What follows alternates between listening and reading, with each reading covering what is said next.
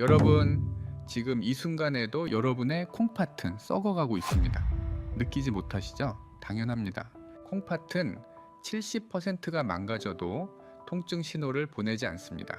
그런데 더 무서운 건 따로 있습니다.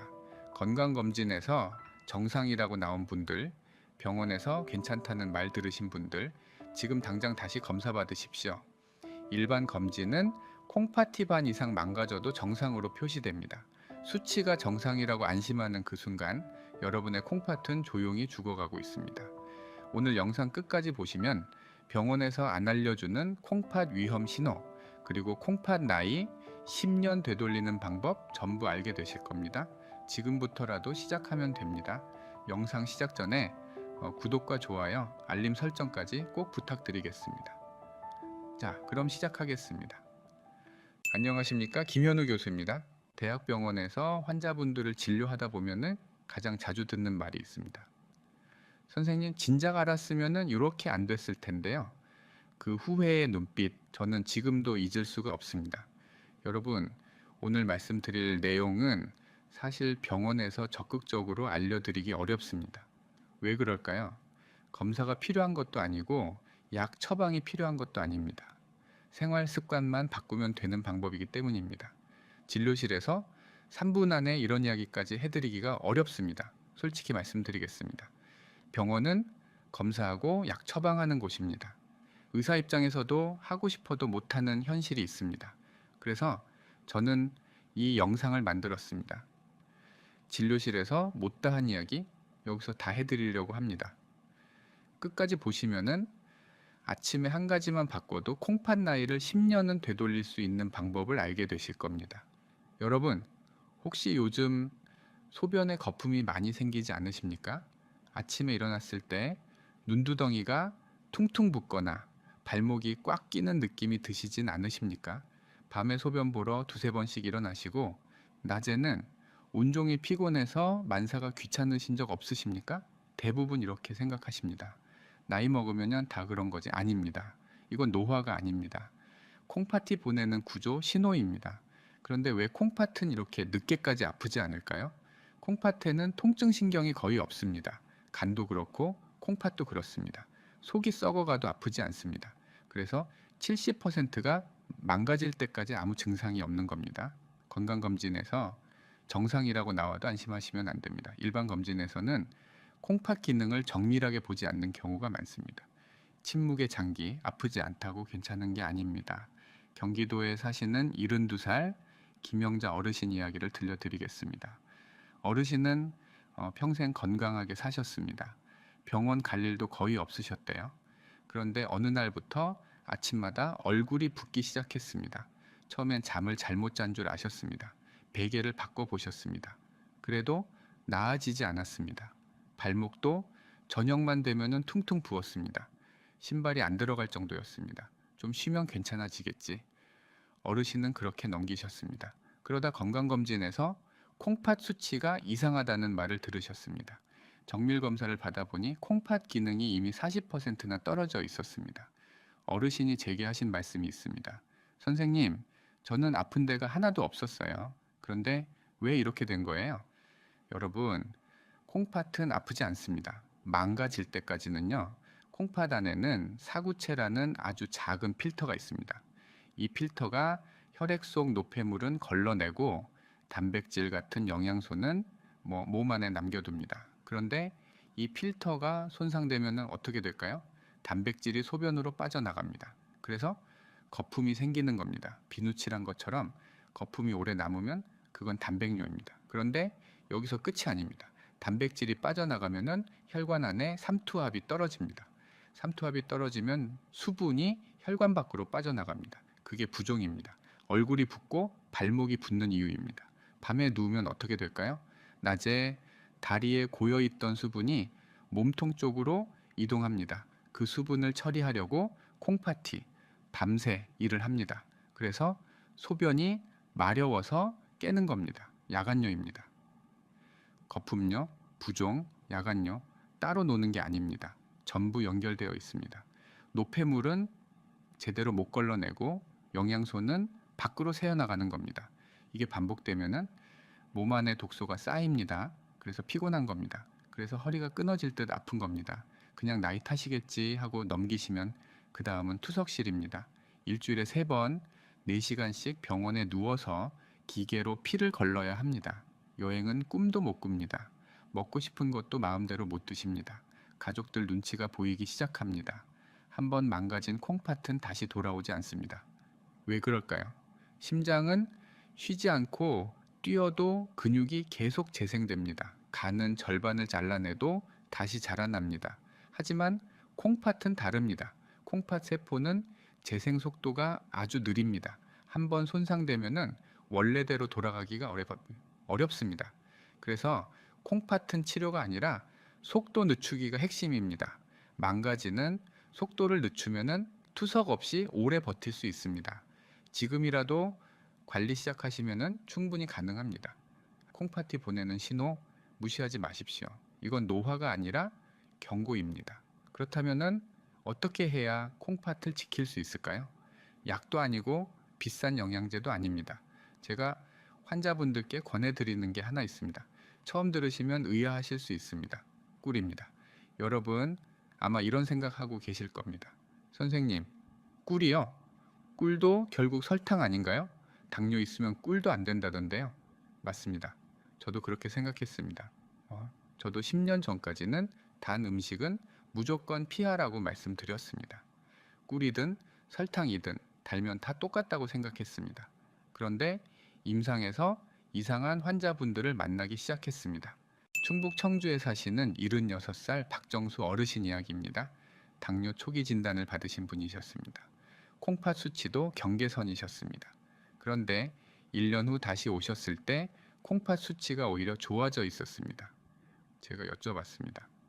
어르신, 특별히 바꾸신 게 있으세요? 어르신이 대답하셨습니다. 선생님, 저는 설탕 대신 꿀을 먹어요. 시골 친척이 보내주는 거요. 아침마다 따뜻한 물에 한 스푼씩 타서 먹습니다. 처음엔 우연이라고 생각했습니다. 그런데 한 분, 두 분, 세 분 비슷한 사례가 계속 쌓였습니다. 그래서 공부를 다시 시작했습니다. 여러분, 정제설탕과 천연벌꿀 같은 단맛이지만 몸 안에서 일어나는 일은 완전히 다릅니다. 쉽게 비유해 드리겠습니다. 정제설탕은 불꽃놀이입니다. 순간적으로 확 타오르고 금방 꺼집니다. 천연벌꿀은 장작불입니다. 천천히 타면서 오래 온기를 줍니다. 정제설탕은 포도당과 과당이 화학적으로 결합된 상태입니다. 몸에 들어가면 급격하게 분해되고 혈당을 빠르게 끌어올립니다. 이 급격한 혈당 상승이 혈관벽을 자극합니다. 사구체에 염증을 일으킵니다. 그 충격이 고스란히 콩팥으로 갑니다. 반면 천연벌꿀은 이미 효소에 의해 분해된 상태입니다. 포도당과 과당이 따로 존재합니다. 그래서 흡수 속도가 완만하고 혈당 충격이 적습니다. 그게 다가 아닙니다. 꿀 안에는 180여 종의 효소와 비타민, 미네랄이 살아 있습니다. 설탕에는 없는 것들입니다. 국제 학술지에 보고된 연구들을 보면은 꿀의 항산화 효과, 조직 재생 효과가 분명히 입증되어 있습니다. 민간요법이 아닙니다. 의학적 근거가 있는 겁니다. 그렇다면은 꿀이 콩팥을 어떻게 살리는 걸까요? 3가지 메커니즘이 있습니다. 첫째, 항산화와 한겸 작용입니다. 꿀에는 플라보노이드와 폴리페놀이 풍부하게 들어 있습니다. 이게 왜 중요할까요? 콩팥 안에는 네프론이라는 구조가 약 100만 개 있습니다.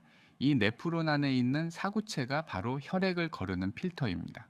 문제는 이 필터가 활성산소에 굉장히 약하다는 겁니다. 활성산소가 사구체에 달라붙으면은 마치 쇠에 녹이 세우는 것처럼 필터가 조금씩 손상됩니다. 나이가 들수록 활성산소가 쌓이고 사구체가 손상되고 역과 기능이 떨어집니다. 플라보노이드와 폴리페놀은 이 활성산소를 중화시킵니다. 녹을 닦아내는 것과 같습니다. 실제로 동물 실험에서 꿀을 섭취한 그룹의 사구체 영화율이 의미 있게 개선됐다는 연구 결과가 있습니다. 둘째, 소화 부담 없는 청정 에너지입니다. 콩팥은 생각보다 에너지를 많이 쓰는 장기입니다. 하루 종일 피를 걸러내고 노폐물을 처리하고 수분 균형을 맞춥니다. 쉬는 시간이 없습니다. 콩팥이 약해지면 단백질 대사 부산물 처리가 힘들어집니다. 그래서 고단백 식사가 부담이 됩니다. 꿀은 이미 분해된 단당류라서 소화 과정 없이 바로 에너지로 씁니다. 콩팥에 부담을 주지 않으면서 몸에 힘을 주는 겁니다. 콩팥이 에너지를 덜 쓰니까 붓기가 빠지고 피로가 줄어듭니다. 셋째, 천연 항균 작용입니다. 꿀에는 글루코스 산화 효소라는 성분이 있습니다. 이게 과산화수소를 미량 생성해서 나쁜 균을 억제합니다. 콩팥이 약한 분들은 요로 감염에 취약합니다. 방광에서 시작된 세균이 요관을 타고 위로 올라갑니다. 콩팥까지 도달하면 신우신염이 됩니다. 항생제를 써야 하는데 자주 쓰면 내성이 생깁니다. 꿀의 항균 작용은 다릅니다. 천연 성분이라 내성이 생기지 않습니다. 매일 드셔도 방어막이 유지됩니다. 이런 감염을 예방하는 데 도움이 됩니다. 여기서 한 가지 분명히 해두겠습니다. 꿀은 약이 아닙니다. 콩팥병을 치료하는 게 아닙니다. 꿀은 도구입니다. 콩팥이 일하기 쉬운 환경을 만들어주는 역할을 합니다. 염증을 줄여주고 에너지 부담을 덜어주고 감염을 막아줍니다. 콩팥이 스스로 회복할 수 있도록 조건을 만들어주는 겁니다. 약을 대체한다는 말이 아닙니다. 병원에서 처방받으신 약은 반드시 복용하셔야 합니다. 꿀은 그 위에 더하는 생활 습관입니다. 꿀은 단순한 단 음식이 아닙니다. 항산화, 한겸, 청정에너지, 항균, 네 가지 기능을 가진 천연 종합 영양제입니다. 콩팥 환자분들께 치료 보조제로 권해드릴 수 있는 몇 안 되는 식품입니다. 그렇다면 어떻게 드셔야 할까요? 꿀은 언제 드시느냐에 따라 약이 되기도 하고 독이 되기도 합니다. 제가 환자분들께 권해드리는 세 가지 골든타임이 있습니다. 씻어내기, 채워주기, 쉬게 하기, 이 세 가지입니다. 첫 번째, 아침 공복입니다. 앞서 말씀드렸듯이 아침에 일어났을 때 콩팥은 지쳐 있습니다. 차가운 물 드시는 분들 많으시죠? 그런데 빈속에 찬물이 들어가면은 위장이 깜짝 놀랍니다. 지친 콩팥에도 충격이 갑니다. 그래서 대신 이렇게 해보십시오. 미지근한 물 약 40도 정도의 꿀 한 스푼을 타서 드시는 겁니다. 이게 어떤 역할을 하느냐면요. 밤새 쌓인 노폐물을 부드럽게 씻어내고 동시에 에너지를 공급합니다. 콩팥 입장에서는 세척과 충전을 동시에 받는 겁니다. 일주일만 해보시면은 아침 소변색이 달라지는 걸 느끼실 겁니다. 탁하던 소변이 맑아집니다. 전남 순천에 사시는 73살 이순옥 어르신이 계십니다. 어르신은 아침마다 속이 더부룩하셨습니다. 입맛도 없고 기운도 없으셨습니다. 제가 아침 꿀물을 권해드렸습니다. 한 달 후 다시 오셨을 때 어르신이 이렇게 말씀하셨습니다. 선생님, 아침이 달라졌어요. 속이 편하고 기운이 나요. 아침 한 잔이 하루를 바꿔놓은 겁니다. 두 번째, 오후 식후입니다. 점심 드시고 나면은 커피 한 잔 하시는 분들 많으시죠? 특히 믹스커피 좋아하시는 분들 계실 겁니다. 그런데 믹스커피 안에는 설탕, 프림, 각종 첨가물이 들어 있습니다. 게다가 카페인은 이뇨작용을 해서 콩팥을 계속 일하게 만듭니다. 대신 이렇게 해보십시오. 따뜻한 물에 꿀 한 스푼, 거기에 레몬즙 몇 방울, 이게 훨씬 낫습니다. 레몬의 구연산이 꿀의 흡수를 도와줍니다. 카페인 없이도 오후의 나른함을 이겨낼 수 있습니다. 콩팥 부담은 줄이고 에너지는 채워주는 겁니다. 세 번째, 취침 1시간 전입니다. 밤에 소변 보러 두세 번씩 일어나시는 분들 계실 겁니다. 물을 많이 마셔서가 아닙니다. 몸에 에너지가 부족하면 뇌가 자꾸 깨어납니다. 깨어나면은 방광, 신호에 민감해지고 화장실을 가게 되는 겁니다. 자기 전에 꿀 반 스푼만 드셔보십시오.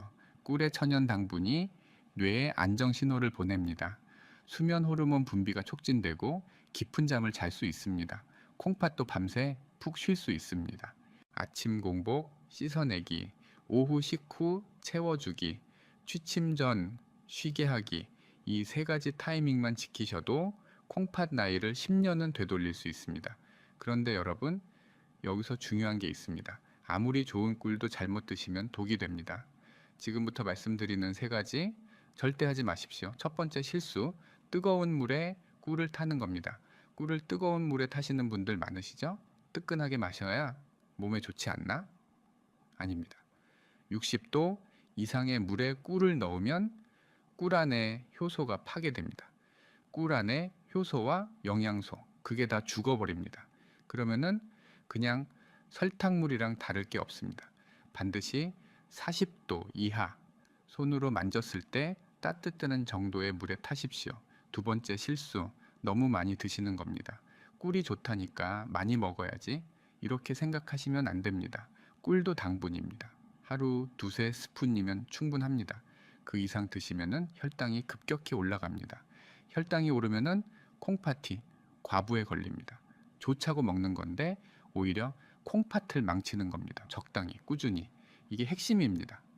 세 번째 실수, 가짜 꿀을 드시는 겁니다. 시중에 파는 꿀 중에 진짜가 얼마나 될 것 같으십니까? 사양벌꿀이라고 들어보셨습니까?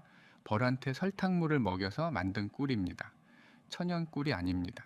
효소도 없고 영양소도 없습니다. 이런 걸 드시면은 아무 효과가 없습니다. 진짜 꿀 구별하는 법 알려드리겠습니다. 찬물에 꿀을 떨어뜨려 보십시오. 진짜 꿀은 바닥에 가라앉아서 뭉쳐 있습니다. 가짜 꿀은 금방 퍼져버립니다. 더 정확하게 알고 싶으시면 탄소동위원소 비율을 확인하십시오. 마이너스 20이 이하가 나와야 진짜 천연 꿀입니다. 싼 게 비지떡이라는 말 있잖아요. 꿀은 아끼시면 안 됩니다. 조금 비싸더라도 믿을 수 있는 곳에서 제대로 된 꿀을 구하십시오. 콩팥 건강은 그 값어치를 충분히 합니다. 그런데 꿀의 효과를 2배로 높이는 방법이 있습니다. 바로 짝꿍 음식입니다. 꿀 혼자 먹는 것보다 함께 먹으면 시너지가 나는 조합이 있습니다. 2가지 알려드리겠습니다. 첫 번째, 레몬이나 천연 식초입니다. 레몬과 식초에는 구연산이 풍부하게 들어 있습니다. 이 구연산이 콩팥에 아주 좋습니다. 콩팥이 약해지면 결석이 생기기 쉽습니다. 칼슘이 뭉쳐서 돌이 되는 겁니다. 구연산은 이 칼슘이 뭉치는 걸 막아줍니다. 이미 생긴 작은 결석도 녹여서 배출하는 데 도움을 줍니다. 꿀물에 레몬즙 반개 분량 또는 천연 사과 식초 1스푼 이렇게 타서 드시면 꿀의 항산화 효과에 결석 예방 효과까지 더해집니다. 인천에 사시는 69살 정미경 어르신이 계십니다. 어르신은 콩팥에 작은 결석이 있으셨습니다. 수술할 정도는 아니지만 가끔 옆구리가 뻐근하셨습니다. 제가 꿀 레몬물을 권해드렸습니다. 석 달 후 검사에서 결석 크기가 줄어 있었습니다. 선생님, 옆구리 아픈 것도 없어졌어요. 어르신이 기뻐하시며 하신 말씀입니다. 두 번째, 계피가루입니다. 계피는 몸을 따뜻하게 해주는 성질이 있습니다.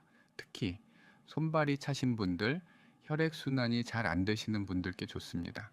계피를 먹으면 말초 혈관이 확장됩니다. 콩팥으로 가는 혈류도 좋아집니다. 혈류가 좋아지면은 콩팥이 노폐물을 더 잘 걸러낼 수 있습니다.